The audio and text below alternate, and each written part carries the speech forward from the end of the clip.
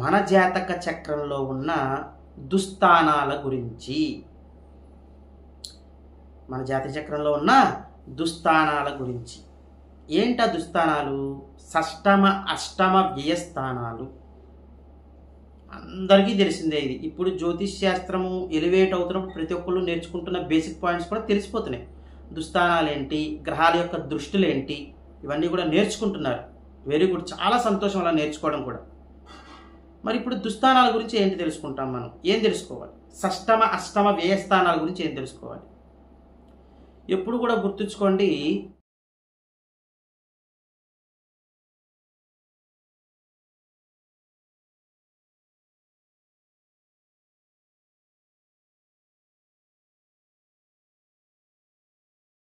శ్రీ మాధవానంద గురుభ్యో నమః. శ్రీమాత్రే నమః.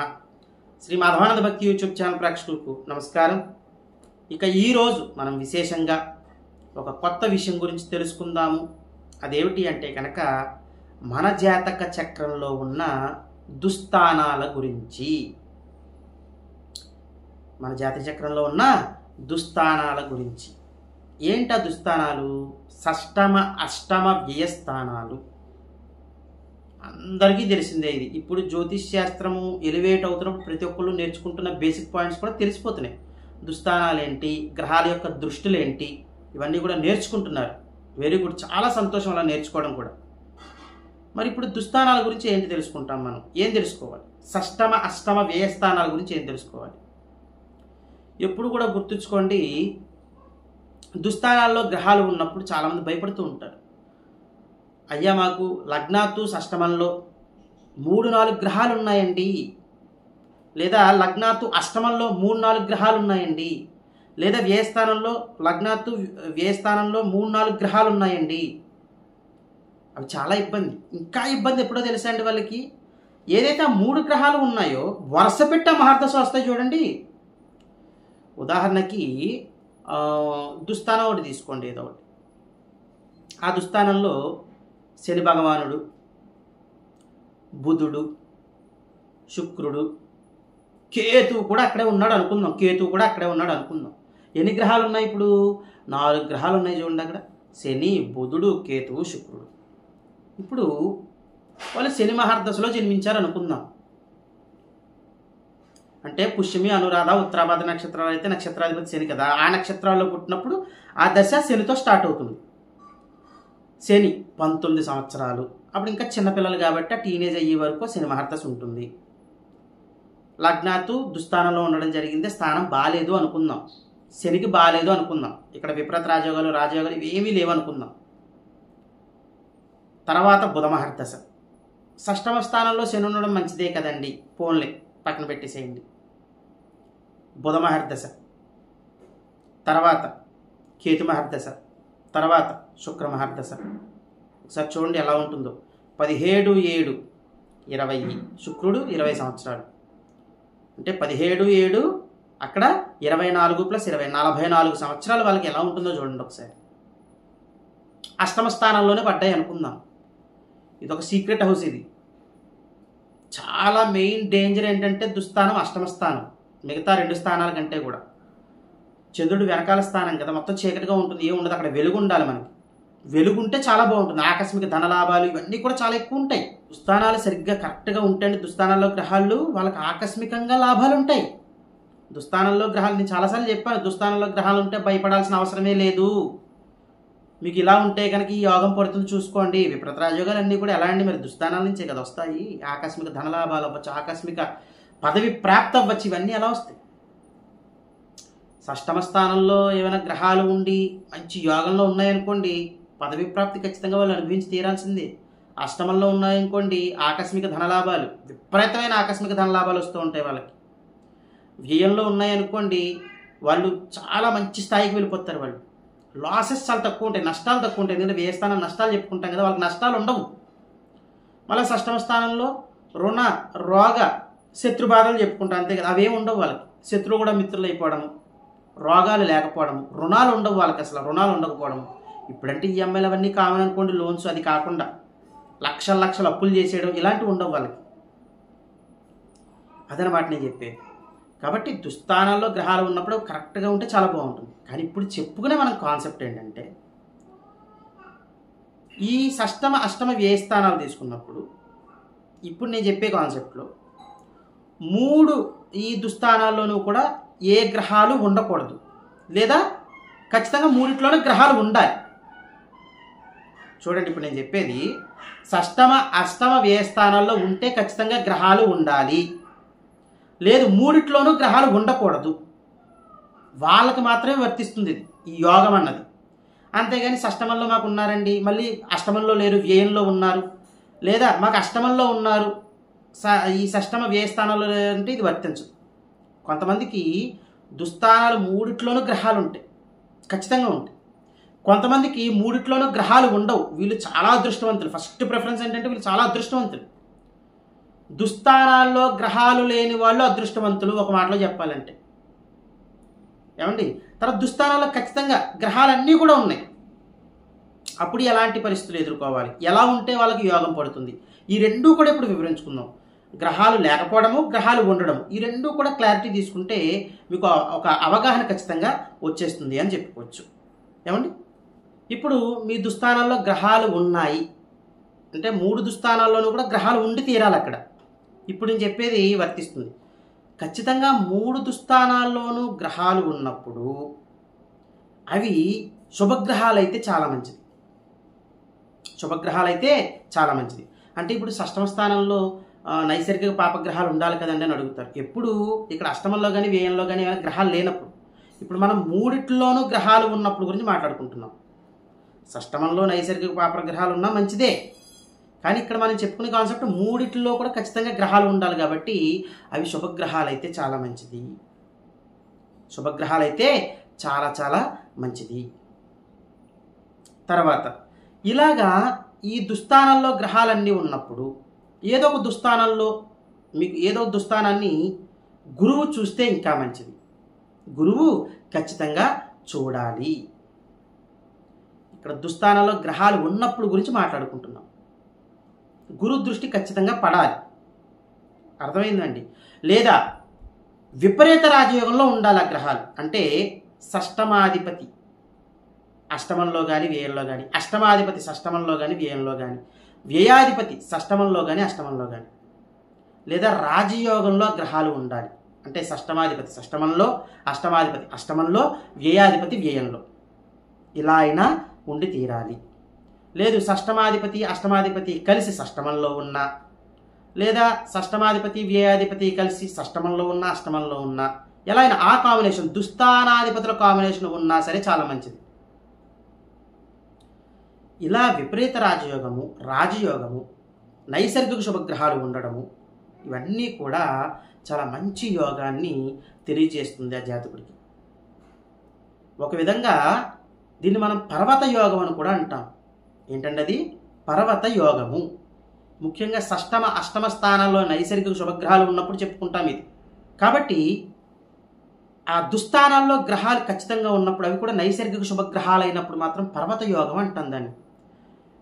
ఇంకొకటి చెప్పుకోవచ్చు, దుస్థానాలు ఖాళీగా ఉన్నాయి, దీన్ని కూడా పర్వత యోగం అని అంటాం. ఖాళీగా ఉన్నా పర్వత యోగం అనే అంటాము. అంటే ఏంటి, షష్టమ స్థానంలో గ్రహాలు ఉండకూడదు, అష్టమ స్థానంలో గ్రహాలు ఉండకూడదు, వ్యయ స్థానంలో గ్రహాలు ఉండకూడదు. ఇది హ్యాపీ అండి. ఇంకా ఉండడం గురించి ఎలా దృష్టిలో ఉండాలి అవన్నీ చెప్పేసుకున్నాం కదా, అది పక్కన పెట్టేసేయండి.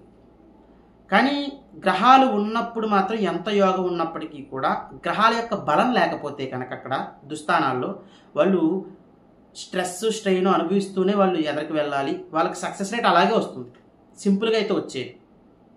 మీరు గ్రహస్థితి చూసుకుంటే అర్థమైపోతుంది. ఇప్పుడు చాలా మంచి అదృష్టవంతులు ఎవరు అంటే కనుక దుస్థానాలు 3 ఖాళీగా ఉన్నవాళ్ళు. దుస్థానాలు 3 ఖాళీగా ఉన్నవాళ్ళు అంటే షష్టమ అష్టమ వ్యయ స్థానాల్లో ఏ గ్రహాలు లేవండి మాకు, చాలా మంచిది. ఇక్కడ ఒక పాయింట్ మెయిన్ మీరు నోట్ చేసుకోవాల్సిన పాయింట్, నేను ఎప్పుడు చెప్తాను కదా, నోట్ అని పెట్టుకుని రాసుకోవాల్సిన పాయింట్ ఏంటంటే, దుస్థానాలు ఖాళీగా ఉన్నప్పుడు వాటి మీద గురు దృష్టి కూడా పడకూడదు. గుర్తుంచుకోండి ఈ పాయింట్ మీరు. మనకి గురుదృష్టి వల్ల ఉపయోగం ఉంది, అక్కడ ఖాళీ కదా. మనకి దుస్థానాల్లో గ్రహాలు ఉన్నప్పుడు మాత్రం గురుదృష్టి ఉండాలి, ఇందాక పాయింట్ అది. ఇప్పుడు దుస్థానాలన్నీ ఖాళీగా ఉన్నాయి, గురు దృష్టి పడకూడదు. అసలు ఏ గ్రహం దృష్టి పడకూడదండి, గురువే కాదు, ఏ గ్రహ దృష్టి కూడా ఖాళీగా ఉన్న దుస్థానాల మీద పడకూడదు. అది చాలా చాలా మంచి యోగాన్ని ఇస్తుంది జాతకులకి. వీళ్ళు అదృష్టవంతులు అని చెప్పచ్చు. అంటే దుస్థానాల్లో గ్రహాలు లేవు, దుస్థానాల మీద ఏ గ్రహం యొక్క దృష్టి పడలేదు, వీళ్ళకి స్ట్రెస్ అన్నది ఉండదు, స్ట్రెయిన్ లేదు కదా, ఖాళీగా ఉన్నాయి, ఎవ్వరూ చూడట్లేదు, ఎంత ప్రశాంతంగా ఉంటుంది ఆ స్థానం. అది అర్థమైందండి ఇప్పుడు నేను చెప్పింది. గ్రహాలు ఉన్నట్లయితే గురు దృష్టి ఉండాలి. లేదు, ఇంకొక పాయింట్ కూడా యాడ్ చేసుకోండి. అక్కడ గ్రహాలు ఉన్నప్పుడు శుభగ్రహాల యొక్క దృష్టి ఉండాలి, గురు దృష్టే లేదు అనుకుందాం. శుక్రుడి దృష్టి ఉన్న, చంద్రుడి దృష్టి ఉన్న, బుధుడి దృష్టి ఉన్న, బుధుడు ఇక్కడ దృష్టి ఏంటంటే ఒక్కడు ఉన్నప్పుడు దృష్టి బాగుంటుంది, పాపగ్రహాలతో ఉండకూడదు. బుధుడు శుభగ్రహాలతో ఉండి దృష్టి ఉండొచ్చు. ఉదాహరణకి బుధుడు శుక్రుడు ఉన్నారనుకోండి, ఇద్దరిది సప్తమ దృష్టే ఖచ్చితంగా పడుతుంది. కాబట్టి బుధుడు అక్కడ ఉన్నాడు అనుకోండి, ఫైన్. శుభగ్రహాలతో ఉంటే ఇంకా మంచిది. ఇక్కడ మనం ఏం అర్థం చేసుకున్నాము, దుస్థానాల్లో గ్రహాలు ఉన్నప్పుడు ఆ గ్రహాల మీద గురు దృష్టి కానీ లేదా మిగతా నైసర్గిక శుభగ్రహాల యొక్క దృష్టి పడితే చాలా మంచిది. కాస్త నెగిటివిటీ తగ్గుతుంది వాళ్ళకి. ఇక్కడ అసలు నెగిటివిటీయే లేదు. ఎందుకు? ఆ స్థానాలన్నీ ఖాళీ, దుస్థానాలు, దృష్టులు కూడా ఏమీ లేవు, ఇంకా చాలా మంచిది. వీళ్ళు ఒక ఉన్నత స్థానంలో నిలబడతారండి జాతకులు. ఎవరు? దుస్థానాలు ఖాళీగా ఉండి అసలు ఎవ్వరూ చూడట్లేదు అనుకున్న వాళ్ళు. అసలు ఆ స్థానాన్ని ఏదైనా గ్రహం చూస్తుంది అనుకోండి, ఆ బలం ఉండదు మళ్ళీ వాళ్ళకి. చూడకుండా ఉండడే చాలా మంచిది. ఉన్నప్పుడు మాత్రం చూడాలి, అవి నైసర్గిక శుభగ్రహాలు అవ్వాలి. ఇంకా గుర్తుంచుకోండి, దుస్థానాల్లో గ్రహాలు ఉన్నప్పుడు శని కానీ పాపగ్రహాలు, నైసర్గిక పాపగ్రహాల దృష్టి అస్సలు పడకూడదు. శని కానీ కుజుడు మెయిన్ వాళ్ళే ఇబ్బంది. ఎందుకంటే స్పెషల్ ఆస్పెక్ట్స్ ఉంటాయి కదా వాళ్ళకి, విపరీతమైన స్ట్రెస్ పెరిగిపోతుంది వాళ్ళకి, చాలా స్ట్రెస్ ఎక్కువ ఉంటుంది. శుభగ్రహాల యొక్క దృష్టి ఉంది, ఫైన్, బాగుంటుంది. కొంచెం కష్టపడితే వాళ్ళు అనుకున్న దానికి వాళ్ళు సాధించడానికి అవకాశం ఉంటుంది. ఖాళీగా ఉన్నాయి ఆ స్థానాలు, ఏ గ్రహం యొక్క దృష్టి పడలేదు, వీళ్ళు అదృష్టవంతులు. చాలా పెద్ద స్థాయికి వెళ్ళిపోతారు ఈ జాతకులు. ఉన్నత శిఖరాలు అనుభవించడంలో ముందుంటారని చెప్పుకోవచ్చు. వీళ్ళకి రుణాలు కానీ, బాధలు కానీ, నష్టాలు కానీ ఏవి ఉండవు.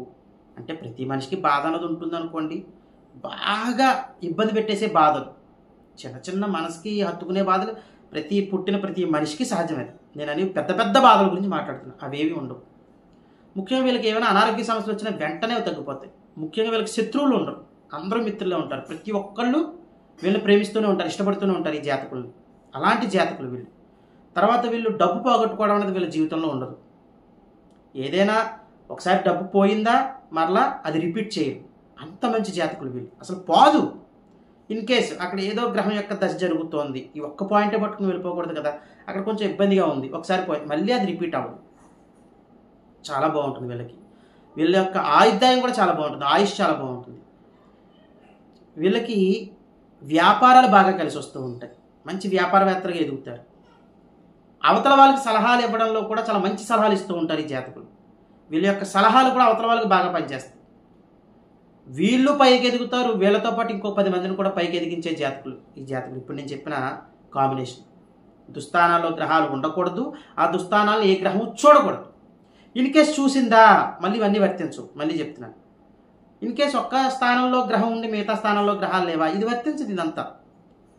పోనీ 3 స్థానాలు ఖాళీగా ఉన్నాయి, అనుకోకుండా గ్రహం యొక్క దృష్టి పడింది, దీని యొక్క పవర్ తగ్గుతుంది ఖచ్చితంగా. నైసర్గిక శుభుడైతే పవర్ తగ్గుతుంది, నైసర్గిక పాప అయిందనుకోండి అసలు ఇప్పుడు నేను చెప్పినవి ఏమి ఉండవు కాన్సెప్ట్స్. ఇంకా వాళ్ళు ఇబ్బందులు కొంచెం ఉంటాయి ఖచ్చితంగా, కానీ అంత దుస్థానాల్లో గ్రహాలు ఉన్నంత ఇబ్బందులు ఉండవు, కానీ వీళ్ళకి కూడా ఉంటాయి. రోగాలు, రుణాలు ఇవన్నీ కూడా కాస్త రిపీట్ అవుతూ ఉంటాయి, ఒక లిమిటెడ్గా ఉంటుంది వీళ్ళకి. అలా కాకుండా గ్రహాల్లో ఈ స్థానాల్లో గ్రహాలు లేవు, ఏ గ్రహం చూడట్లేదంటే ఎక్సలెంట్ అండి జాతకులు మాత్రం. ఇక ఎవరికైతే దుస్థానాల్లో గ్రహాలు ఉండి అధికంగా శుభగ్రహం యొక్క దృష్టి పడలేదో, ఆ గ్రహం యొక్క మహర్దశలు జరుగుతున్నాయో, దుస్థానాల్లో విపరీత రాజయోగం ఉన్నప్పుడు ఈ పరిహారం చేసుకోక్కర్లేదండి. విపరీత రాజయోగంలో లేకుండా ఉన్న వాళ్ళు చేసుకోండి. లేదు, దుస్థానాలు ఖాళీగా ఉన్నాయి కానీ దుస్థానాల మీద నైసర్గిక పాపగ్రహాల యొక్క దృష్టి పడిందో, శుభగ్రహాల యొక్క దృష్టి పడితే నెగిటివిటీ వచ్చేది, అర్థమైందండి. కానీ నైసర్గిక పాపగ్రహాల యొక్క దృష్టి పడితే ఆ స్థానం మీద ఇంకా కొంచెం స్ట్రెస్ పెరుగుతుంది. కాబట్టి ఈ జాతకులు చేసుకోవాల్సిన పరిహారాలు. ముఖ్యంగా ఈ పరిహారం బాగా ఎవరికి పనిచేస్తుందో తెలుసండి? దుస్థానాల్లో గ్రహాలు ఉండి నైసర్గిక పాపగ్రహాలు చూస్తున్నప్పుడు, అవి విపరీత రాజయోగంలో లేవు, విపరీత రాజయోగంలో ఉన్నప్పటికీ కూడా నైసర్గిక పాపగ్రహాలు చూస్తున్నప్పుడు ఈ పరిహారం చాలా బాగా పనిచేస్తుంది. ఏంటండి ఆ పరిహారము, వాళ్ళు చేసుకోవాల్సిన పరిహారము అంటే కనుక, వీళ్ళు యథాశక్తిగా ప్రతి శనివారం కూడా వెంకటేశ్వర స్వామి వారిని పూజించాలి. ఏ విధంగా పూజించాలి వెంకటేశ్వర స్వామి వారిని? సరాసరి ఆలయానికి వెళ్ళిపోవడమే. వెంకటేశ్వర స్వామి వారి ఆలయానికి వెళ్ళండి.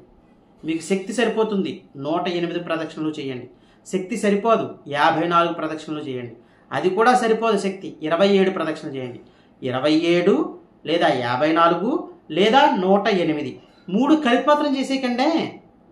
27 కానీ లేదు, 54 కానీ లేదు, 108 కానీ ప్రదక్షిణలు చేస్తారు. చేసేసి మీరు ఇంటికి వచ్చేసేయండి. సరాసరి శనివారం నాడు చేయాల్సిన పరిహారం ఇంటికి వచ్చేసేయండి. ఇంటికి వచ్చిన తర్వాత మీరు ఏదైతే భోజనం చేస్తారో, తింటాం కదా, ఆ తినే ముందు మనం అన్నంలో నల్ల నువ్వులు, చిటికెడు నల్ల నువ్వులు కలిపి మీరు కాకులకు ఆహారంగా తినిపించాలి. కొన్ని ప్రదేశాల్లో కాకులు ఉండవు, మరి ఎలాగా అంటే కనుక, వీళ్ళు ఎవరికైతే కాకులు ఉండవో అన్నంలో ఈ నల్ల నువ్వులు పెట్టి తినిపించడానికి అవ్వదో వాళ్ళు చేయాల్సింది ఏంటంటే, కాస్త అన్నంలో బెల్లం కలిపి గోవుకి తినిపించాలి. మీరు భోజనం చేసే ముందు చెయ్యాలండి ఈ పని, భోజనం అయిపోయిన తర్వాత కాదు. గోవుకి తినిపించాలి. మాకు గోవులు కూడా ఉండవండి అంటే కనుక మీరు అప్పుడు చేయాల్సింది ఏమిటి అంటే కనుక, గోధుమ పిండిలో కాస్త బెల్లాన్ని కలిపి ఒక నెయ్యి వేసి 2 చపాతీలు కాల్చి, నెయ్యి వేసి 2 చపాతీలు కాల్చి కొంచెం నువ్వుల నూనె వాటికి అంటించి, నువ్వుల నూనె కొద్దిగా పెట్టాలి, వాటికి పెట్టి కుక్కలకు ఆహారంగా తినిపించాలి. ఈ మూడిట్లో ఏ పరిహారం చేసినా మీకు మంచిది. అంటే ప్రదేశాన్ని బట్టి, కొంతమందికి కాకులు ఉండవు, కొంతమందికి గోవులు దొరకవు అనుకుందాం. విదేశాల్లో ఉంటున్న వాళ్ళకి కాకులు గోవులు దొరకవు కదా, ఈ మూడోది బాగా పనిచేస్తుంది. నెయ్యి వేసి కాల్చండి, జస్ట్ నువ్వుల నూనె అంటించండి అంతే, కుక్కలకి తినిపించండి. మీకున్న నెగిటివిటీస్ అన్నీ కూడా తగ్గిపోతాయి, మంచి ఫలితాలు పొందుతారని చెప్పుకోవచ్చు. ఇవన్నీ చేసుకుంటూ మీరు సంఘంలోనూ సమాజంలోనూ మంచి పేరు సంపాదించుకుంటూ మీ కుటుంబ సభ్యులతో సుఖశాంతులతో జీవించాలని కోరుకుంటూ, సర్వే జనా సుఖినో భవంతు. శుభం.